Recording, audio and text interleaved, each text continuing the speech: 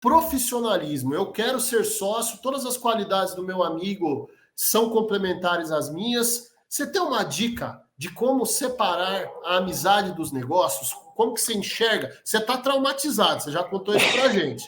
Você quer ser sócio do Matheus, já não seja amigo dele, que a sua chance existe, embora ele também não quer ter sócio mais. Mas sendo amigo, a coisa mais difícil.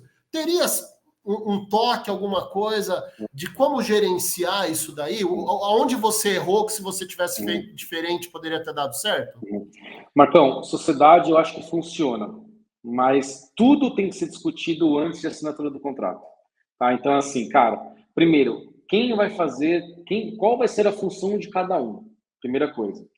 Se eu fosse escolher um sócio hoje, eu escolheria um sócio que tivesse um skill completamente diferente do meu. Eu sou um cara executor.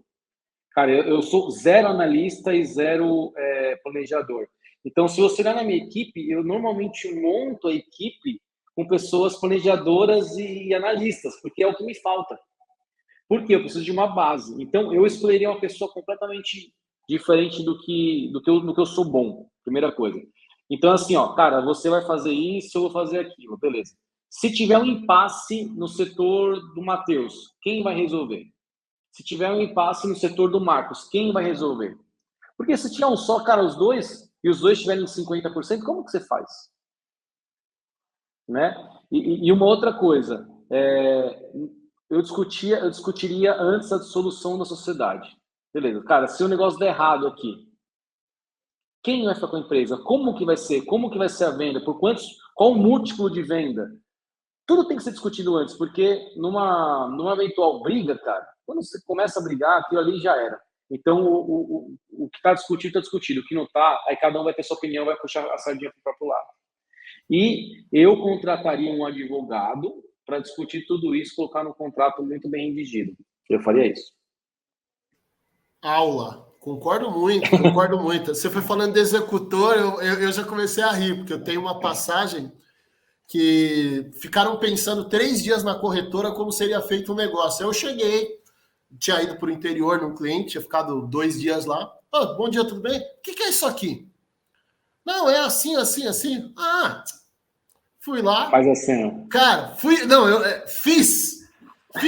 Aí quando eu olho, tava todo mundo rindo. Eu falei assim, o que aconteceu?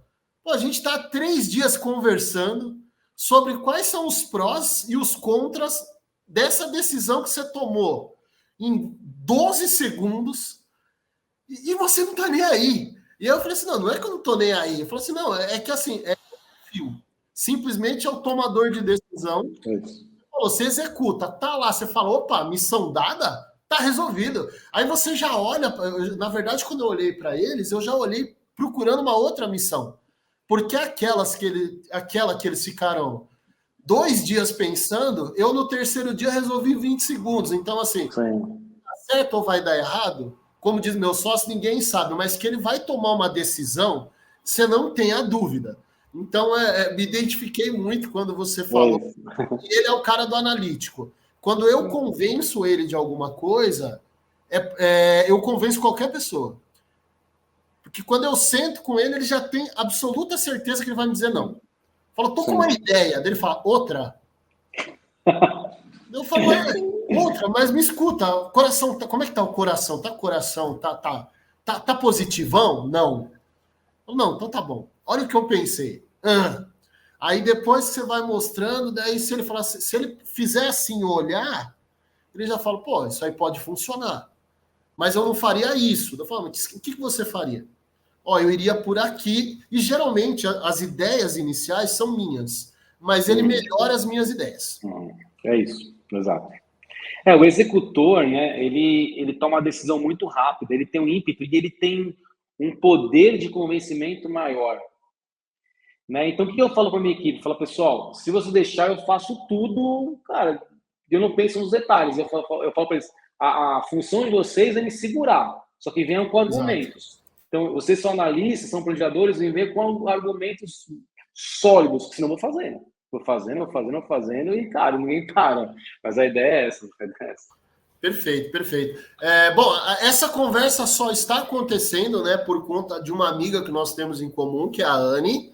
Tem um episódio aqui, o diretor vai colocar esse episódio aqui embaixo, o link do episódio. Fizemos aí um bom bate-papo falando sobre franquias.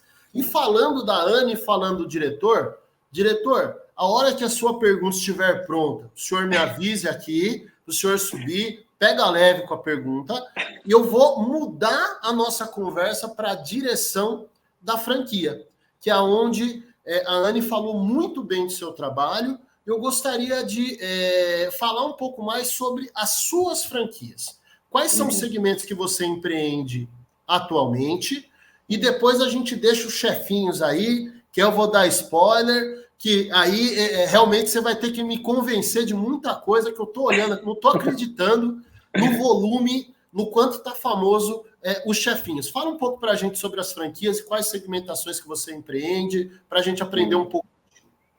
Legal. O que eu fiz, tá, Marcos? Nesses últimos anos, eu tive inúmeras franquias de muitas redes e eu acabei focando em duas. Então, eu sou sócio de uma rede de grelhados, sou sócio de algumas unidades e eu ainda continuo franqueado dessa rede de comida chinesa.